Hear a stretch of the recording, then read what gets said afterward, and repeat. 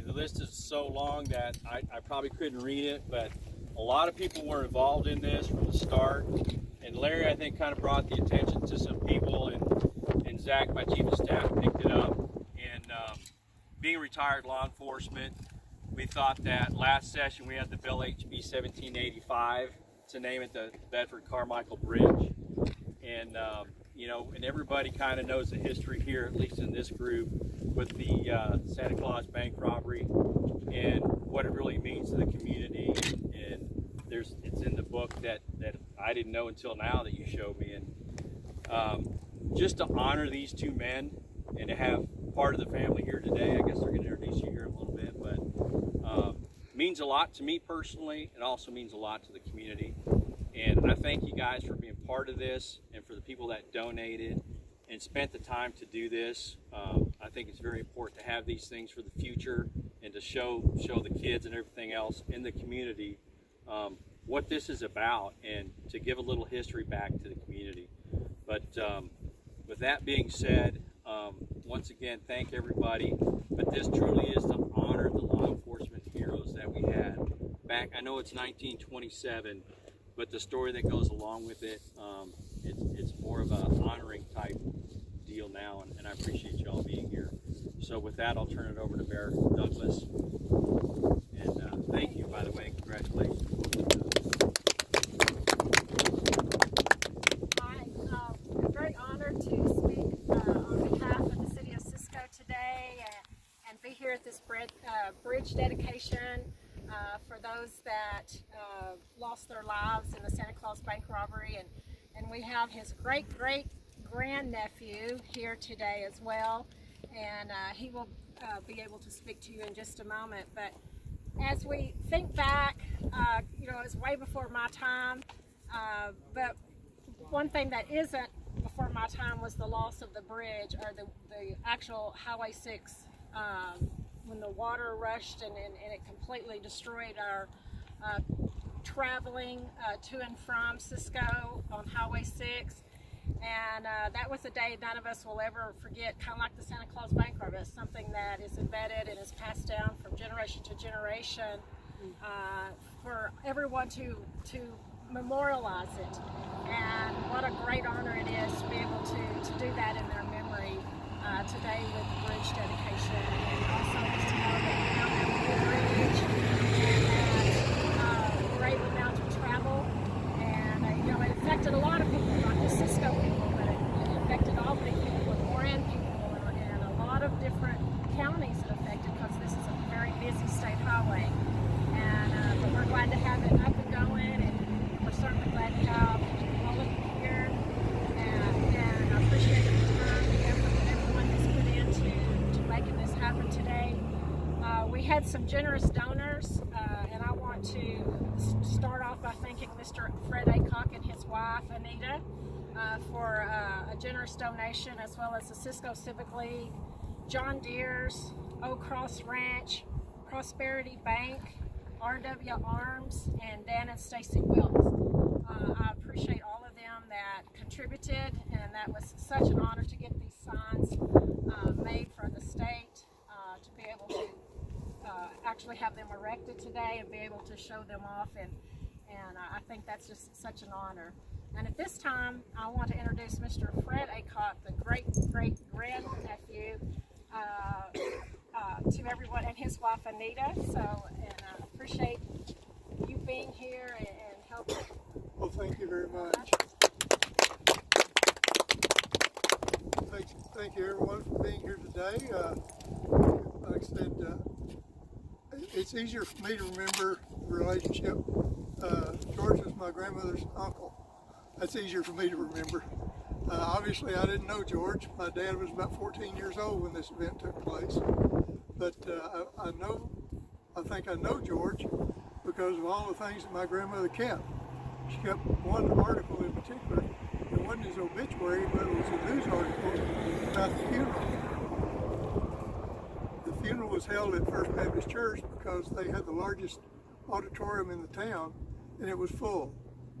That says a lot about George, about how he was thought of in the community. And particularly the article had several testimonials from not only several council members, but friends, family, merchants, talking about what a fine man he was. There was two in particular that I remember that stood out to me. One was from the local doctor who was the head of the health department, talking about how George assisted as a health inspector, and what a thorough job he did, and what a good assistant he was doing health inspections, in addition to his police work. The other was the fire chief, talking about what a good fire marshal he was. Said he was probably the best fire marshal in the state of Texas because he was very thorough. That tells me he was very well thought of in the community. Now, the third thing I'd like to talk to you about was his compassion, which that really hits home to me about his compassion, because his relationship with my grandmother lost both of her parents when she was very young. They were from Tennessee. George was originally from Tennessee. When he moved here, he decided that he would take upon himself to bring my grandmother as a young child and raise her as his own. Now that takes a lot of compassion for a man to take on that responsibility.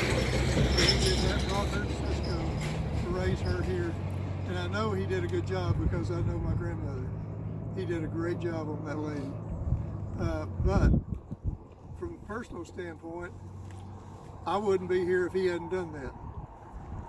Think about that for a minute. So I really, again, appreciate everybody coming out today to honor George Carmichael and Chief Bedford for the service they did for the community of Cisco.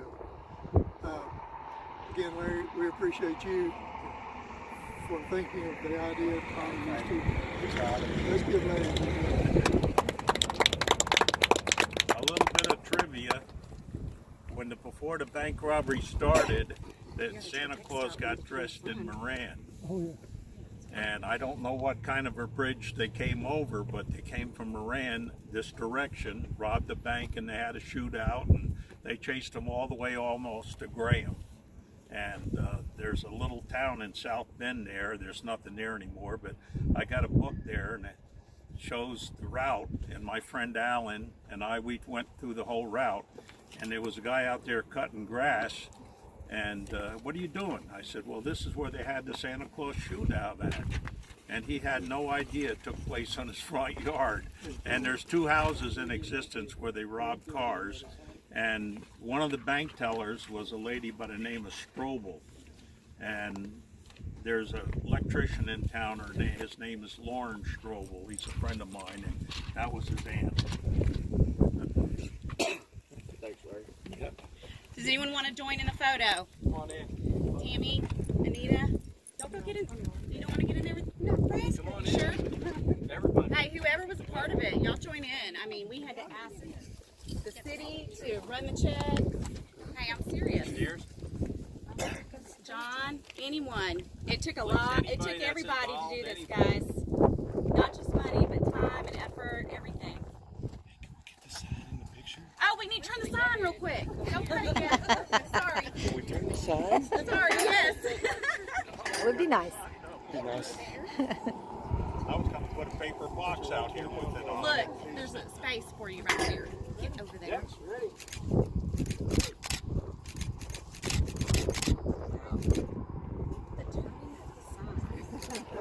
Uh-oh. As far as it goes, I gotta go down. There we go. Spelled correctly. I didn't look at it.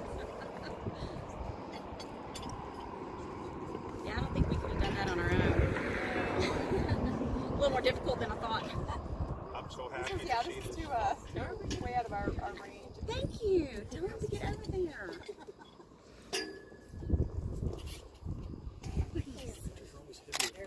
No, you even it out.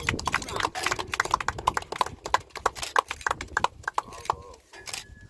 Right. Y'all fill in the center. There's a big gap right there.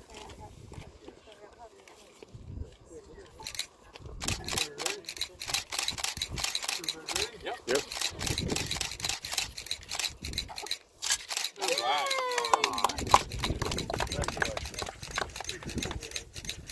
Awesome. everything that